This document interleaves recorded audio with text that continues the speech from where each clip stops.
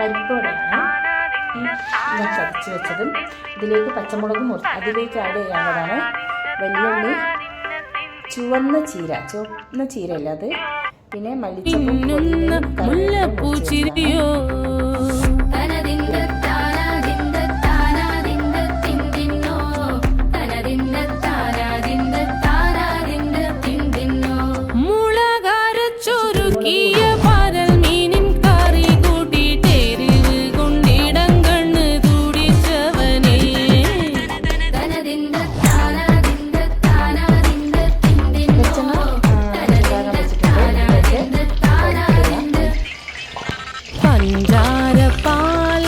പ്രഥമൻ തുഷനില തന്നിൽ വിളമ്പുമ്പോഴോ